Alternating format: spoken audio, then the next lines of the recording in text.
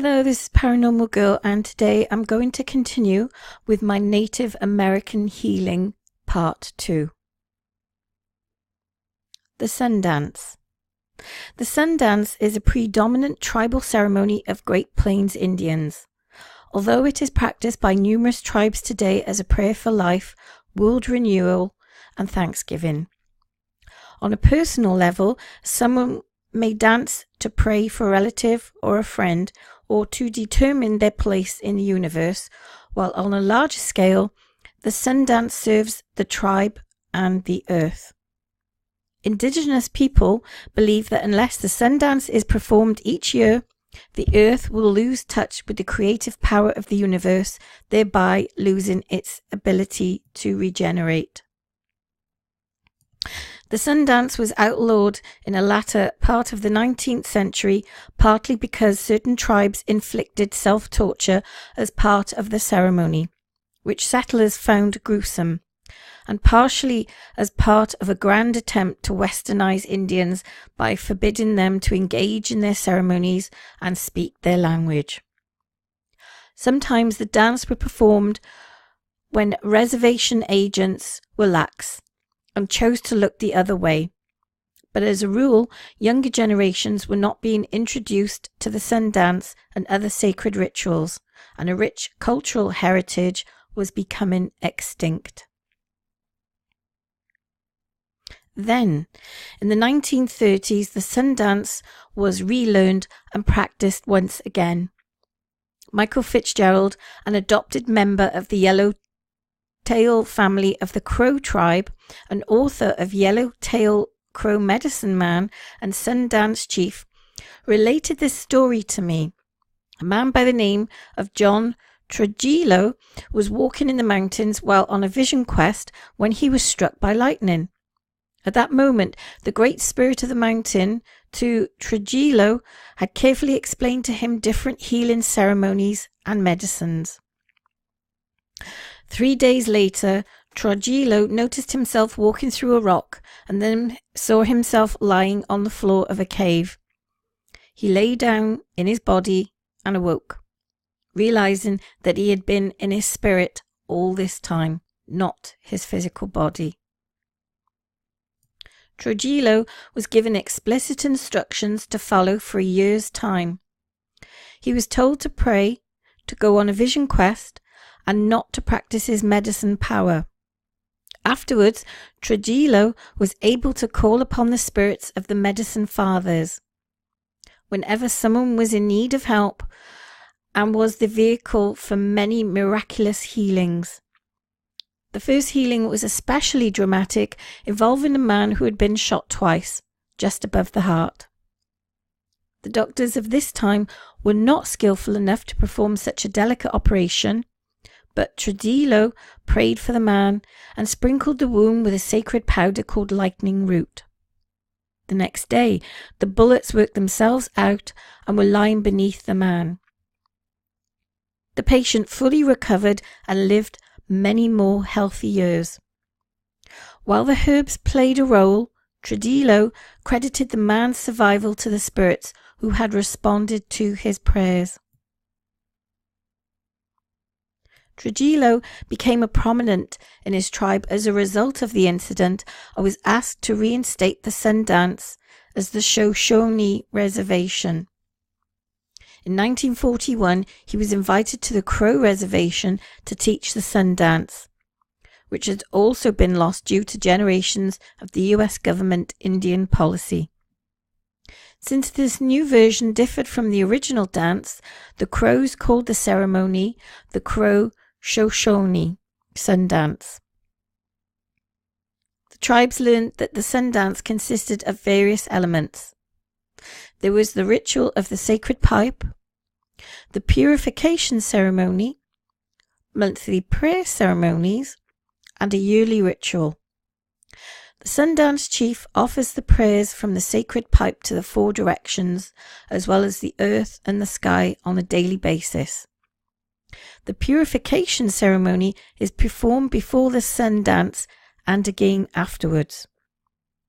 Monthly sun dance prayer ceremonies take place 12 times a year. at the time of the full moon.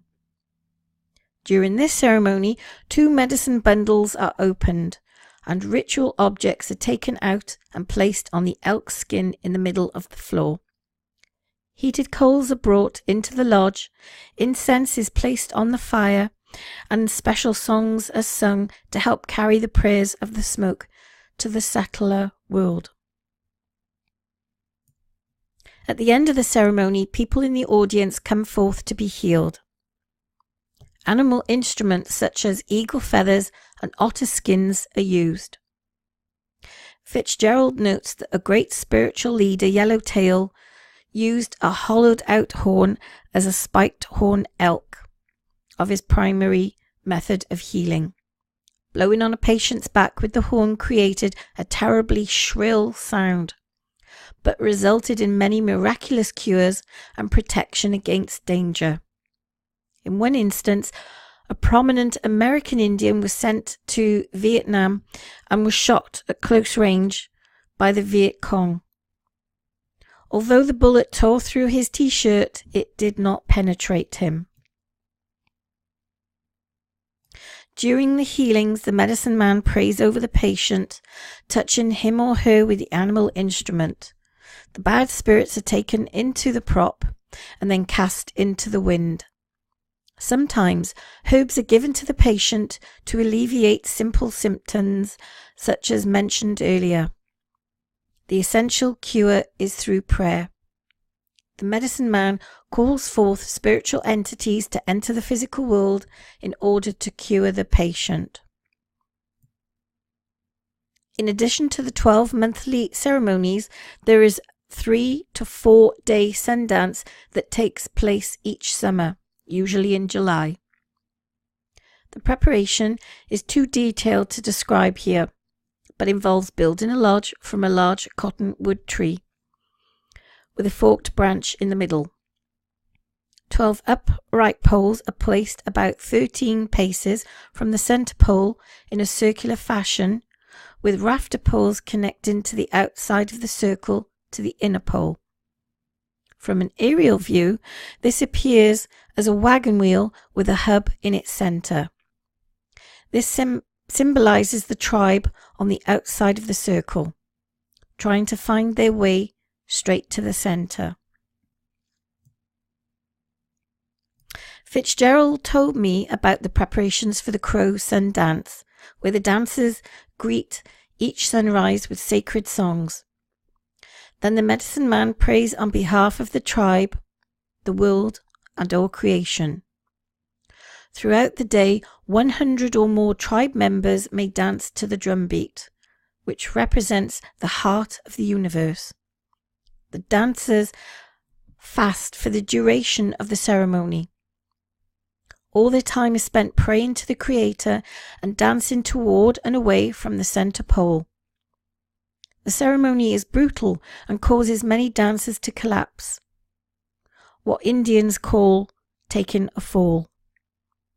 This is followed by a vision similar to what happens on a vision quest. Only here, many people are given guidance for the good of the tribe. In a sense, this is a community vision quest to renew the people in the bioregion. On the second day, spectators from the tribe enter the lodge to be healed, bearing gifts of tobacco and incense. This is exactly the same process that takes place during the monthly prayer sun dance ceremonies, where harmful spiritual and physical manifestations are taken into animal instrument and cast off to the wind, while prayers are said to heal the person.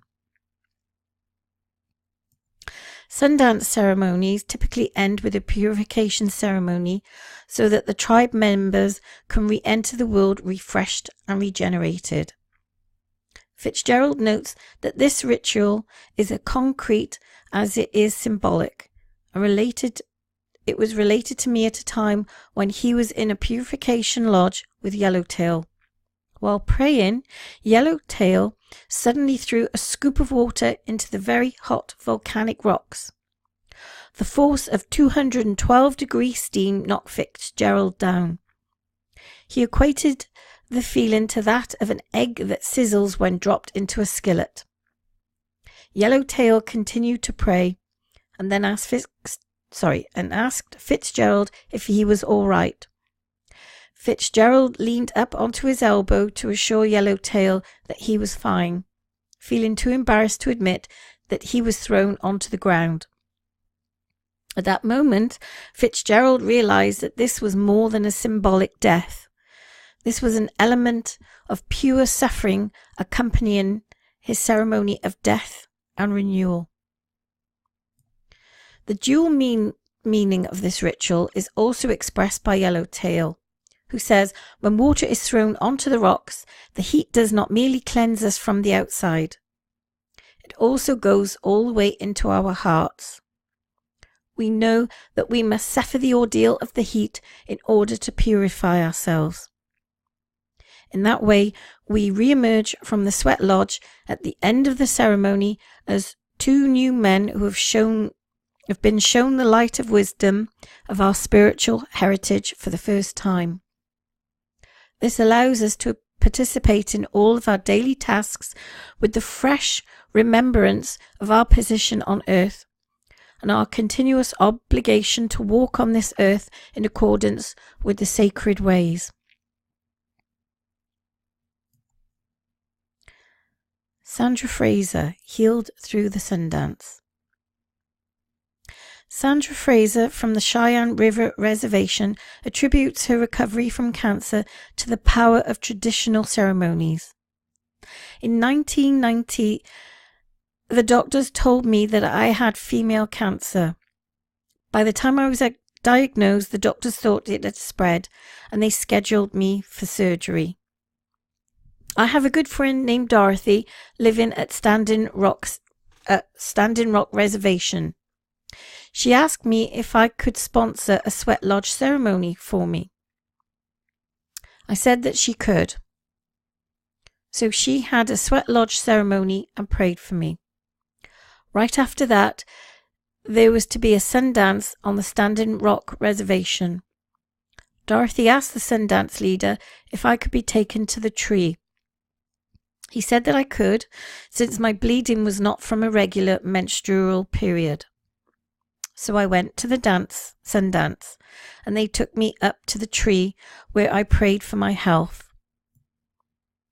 I prayed that I would be able to raise my children and not be taken away from them. I prayed that I would be able to be with my grandchildren.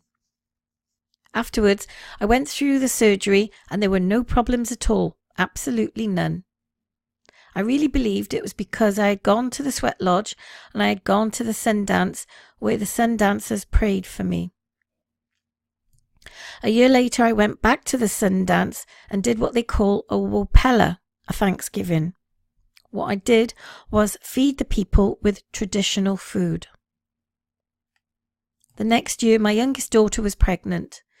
She had a normal pregnancy and delivered a baby girl. By the next day, she had terrible pains in her chest and was taken to a hospital where she was diagnosed with a rare form of cancer.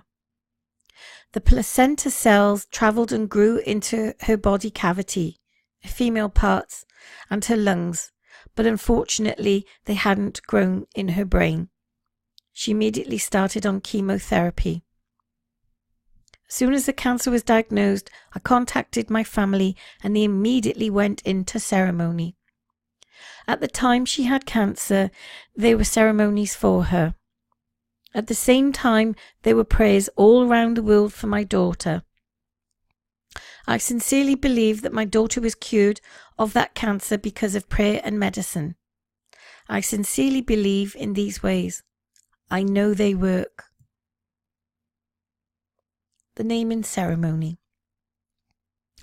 Legal names are given, but Native American names are earned. Gabriel Horn gives a personal account of why and how his Indian name was chosen. By the time I graduated from college, I'd already done my battles with the people. I protested against stereotypes of Native Americans. I'd fought for a Native American literature course on campus, and had asked for participation in the United Nations. My immediate family believed that I had earned a name. My name came to my uncle, a traditional Cherokee man who had a vision of a white deer coming to him and singing my name. He knew it was to be White Deer. My godmother, my uncle, and some close friends attended the ceremony.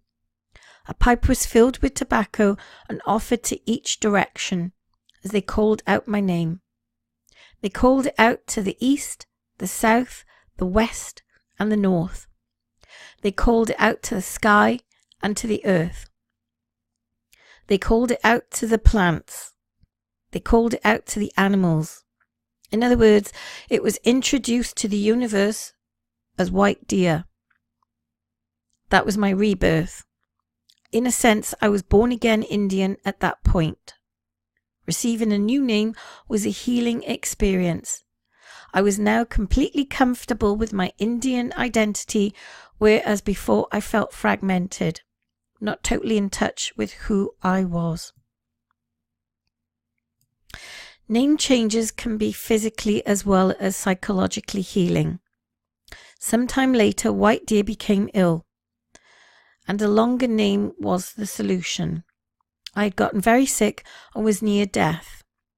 A very old Ojibwa medicine man from Canada came down to Minnesota. I believe he was over 100 years old and he didn't speak much English. During the ceremony of healing, for me, a manifestation appeared in the room. At that point, the medicine man said the entity wanted me to be called Autumn. I was now White Deer of Autumn.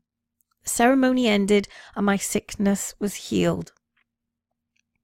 The name, of course, bestows certain powers and responsibilities. The power of the deer is its awareness, its keenness, and its protective nature. The white is purity, purity of the heart, mind, and words. Autumn, I was told, is a time when changes is most visible. It's a time when change is at its most powerful, and so I was named for that season. Indian names can be passed down, as Western names often are. The distinction is that you are not stuck with one name all your life. This represents different beliefs about human potential, says White Deer of Autumn. Crazy Horse passed on his name to his son, who took the name Worm as he got older. So he can pass on names too. The idea is that you're not stuck with the name that you were given at birth. In Western society, it's almost as if you can't change, you can't evolve, and you can't grow. From a native perspective, your name reflects who you are. White Deer of Autumn reflects what I've done, but as I go on in life, I may want to go of that and take another name. I have that right. So naming is the ability to evolve and change in your identity. I think this is healing both physically and emotionally.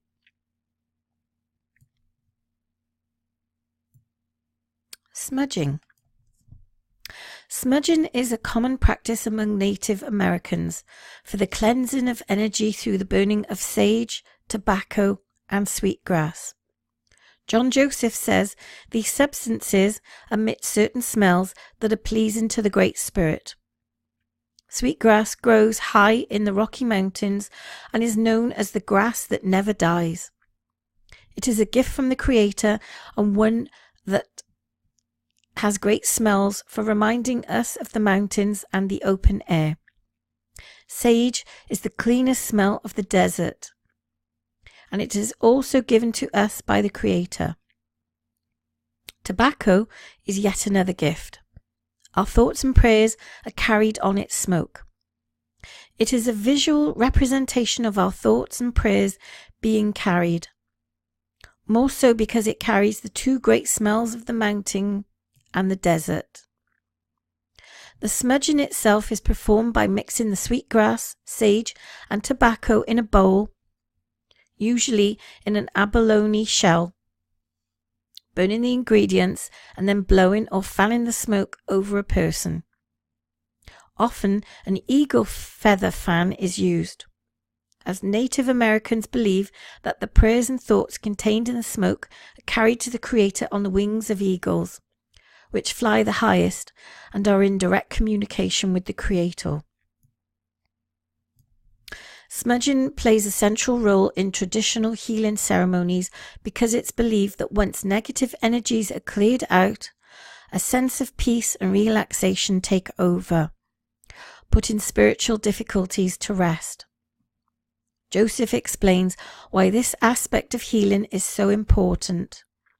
Western medicine primarily looks at its physical causes and often does not consider the spiritual being of the individual. You have to understand that there's a big difference between healing and curing. Curing is a quick fix and will only be long term if the spiritual site is fixed. Smudging is often combined with other modalities and gets to the root of illness, such as talking to a holy person, taking long walks, fasting, praying, and engaging in purification ceremonies. The Winter Dance. The Winter Dance is a ceremony for the renewal of earth that is performed by the Salish people of the Colville Reservation, north of Spokane, Washington.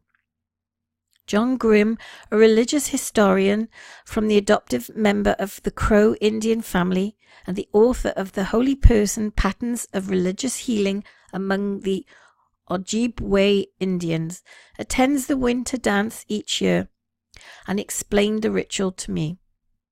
Grimm states that the dance for renewal is not an abstract notion. Rather, it's performed to invoke heavy rains so that root crops will grow to provide sustenance for humans and to keep animals alive for man to hunt. The winter dance is performed for 4 days, from 8 in the evening until 9 the next morning. The first day of the winter dance is usually for family, and then intimate friends of the family are invited. It grows from there, and by the 4th day there may be as many as 100 to 150 people in attendance. The location of the ceremony is chosen by a holy person. It is held in a single room, the windows are covered, and there is a pole made of pine in the middle of the room that extends from the floor to the ceiling. This pole is referred to as the Old Man, and is a symbol of our relationship with the spirits that created and gave meaning to this world. During the winter dance itself, spirits call out in the form of songs. Those who can hear the songs will sing them. This exchange between the spirits and human beings is called Samish in the Salish language, a word which implies that a special sound is being imparted to a person by the creative presence of the world. No one touches the pine pole except for the singers, who begin to sing very slowly, one at a time. There is no set order regarding who will sing when. The singers are believed to be in trance, although this word doesn't fully capture the experience of what actually takes place. A translator is usually present to give the English interpretation, or if the words are already in English, to project the message loud and clear for everyone in the room to hear. These are personal statements about ethical and moral life, about community, about spirit presence, and about the origin of the song. The singer begins to sing at a much faster pace, and people get up to dance. The 4-day ceremony attracts wet, heavy snow, then a frost and a cold spell, followed by more snow to get moisture down to the root crops. Grimm notes how each time he attends the winter dance, it snows. The Rites of Passage Ceremony. George Amiotta of the Ogallala Lakota from Pine Ride explains the rites of passage ceremony, and it's performed for young people about 14 to 15 years old of age who are traveling from adolescence into young adulthood. The Indian word for this ritual is Habalasya, which means crying for a vision. During the ceremony, a young person will leave behind the mundane problems of life and contemplate in his place in the universe. Similar to a vision quest, the individual will sit for 4 days and 4 nights without food or water and contemplate the whys of his existence. A person will ask, who am I? What am I doing here? What is my purpose? Basically, the ceremony helps a person get in touch with their spiritual being. In other words, they ask the spiritual part of themselves to come to life so that they may fulfill their part in the divine plan. The Salmon Spirit Ceremony. The Salmon Spirit Ceremony is performed by the Skokomish people in order to thank the earth for its supply of food. When salmon start to appear, the people hold a ceremony where they sing songs and offer the first salmon caught that year back to the river.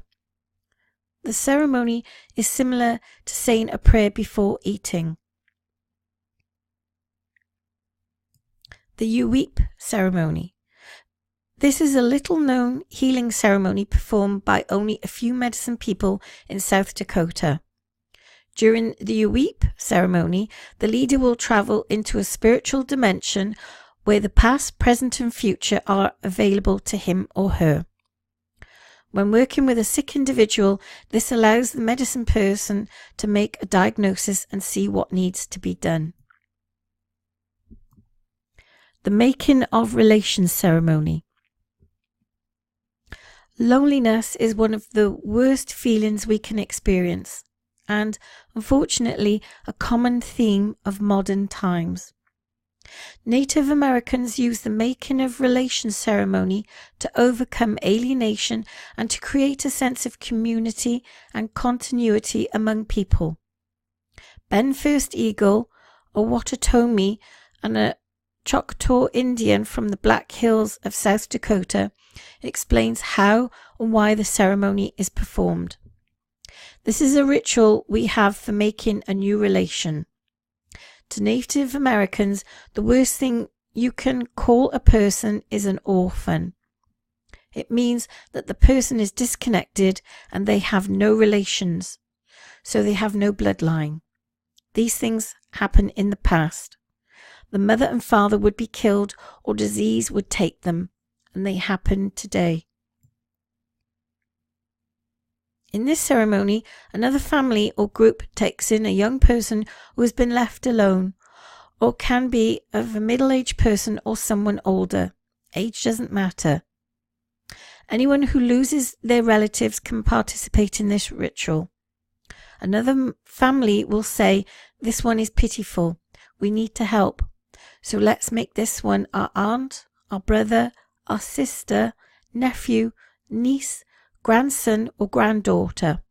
The Making of Relations ceremony ensures that no one is an orphan and no one is alone. In this ritual, we use the pipe, we use blankets, and these days we use a chair. They used to sit people on sage and cover them with a blanket. Songs are sung, and an eagle feather is tied to the person's hair, complete with a medicine wheel. And this could be made of raw hide and painted, or made of porcupine quills. That's done to symbolize their connection to the 4 directions and to the hoop of life. Hair represents the person's life because it grows. It contains a person's wisdom and it contains their connection to the past. Ben First Eagle says the Making of Relations ceremony ensures that no one is left to feel alone in the universe. and that this is vital, as we are social beings who depend upon each other. Person is taken in as a relative. That relative system is as strong as blood, and it must be, because the welfare of the group can sometimes hinge upon one individual, and if that person is feeling disconnected, he or she may fail you. Due to the rising numbers of death due to alcoholism among young Native Americans, the making of relations ritual is being conducted more and more today.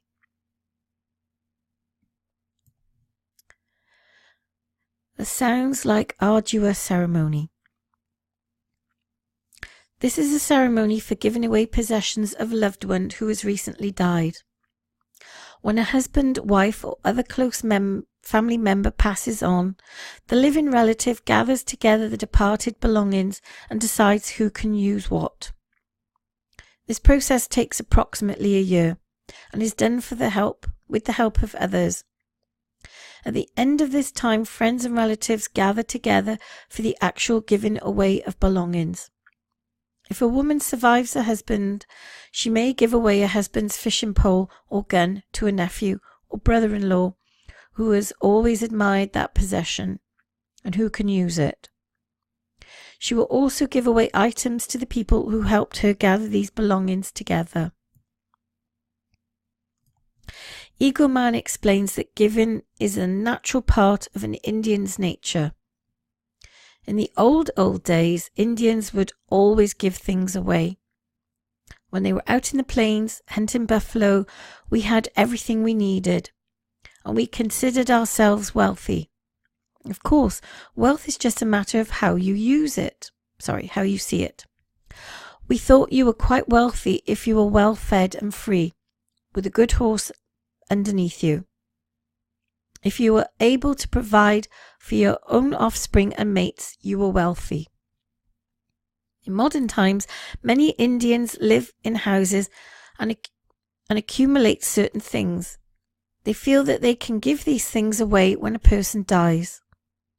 When you learn to live with less, you don't have to worry about it. You learn to be unburdened with all the excess trinkets that are totally irrelevant to the living in this world. Eagle Man admits that the sound like arduous ceremony has important psychological benefits for the person in mourning, as gathering items occupies the person's mind and gives the individual something to do. Then on the day of the actual giving away, the person who died is brought to life in the sense that people get together and reminisce about the past. Usually a hall is rented where close friends and family of the departed gather together. A picture of the couple in their earlier days may be there, and people will comment on that. Then when items are given away to loved ones, each person will recall a memory about it. Say a widow gives a husband's friend a fishing pole. He may remember a time he spent with her husband fishing in a stream. The woman hears good things about her husband, and it's healing. The Earth Day Ceremony. According to Eagle Man, the Sioux Nation take Earth Day very seriously and perform a powerful ceremony in its honor. The ceremony is held outdoors where the four directions are invoked, as well as the powers of the earth and the sky, to let these energies know that the people are giving Mother Earth their full support and respect. Acknowledging the directions is a common part of native ceremonies, but here they are connected to environmental talk. Eagle Man explains, we talk about life-giving rains coming out of the west. We talk about clean waters, and we ask, how can we help make the water clean? We talk about less wasting of water. Also, we talk about fighting for the non-pollution of water. Then we turn to the north and appreciate cleanliness and purity. We know that we have an uphill battle, as most environmentalists have. but we beseech upon the North Power to fortify us and give us great strength to endure our venture and environmentalism. We beseech the East Power and talk about knowledge, about educating children. We see that more today. Kids are less apt to throw trash out of their car windows. I just had 3 occupants in my car. One dumped his water out from his paper cup, and then he wouldn't think of throwing that paper cup out there on the grass. Had he thrown out the paper cup, I would have stopped the car, turned around, admonished him, and made him pick up the paper cup. It doesn't sound like much, but it all adds up. So we talk about knowledge. We go to the South Power and we beseech our bounty to be taken away from these people that are wasting. Our business executives care about what is making more and more money. They don't care about taking their bounty and applying it to Mother Earth's needs. We beseech for the bounty to be distributed to people who will make use of it for the Earth Mother, and for projects that will generate a myriad of environmental items that can cause less pollution. Ultimately, addressing the directions leads to communion with the Creator. But Indians do not focus directly on the all-seeing great mystery. Rather, they speak to his creation as a manifested in nature, represented by each direction.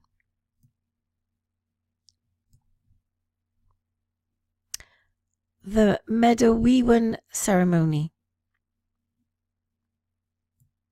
This sacred and secret ceremony is central to the people of Wisconsin, Minnesota, and Michigan. Non-native people have never participated in this ritual, and it is a ceremony they preserve for themselves.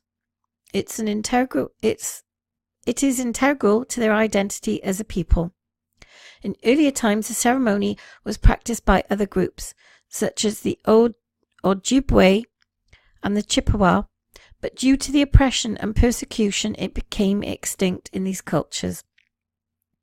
The purpose of the 4 or 5 day ceremony is to build institutional support and to bring different holy persons together to transmit the mythical misunderstandings and symbol systems to the Anishinaabe people as outsiders to the religion. This is all we can know, and perhaps all we need to know.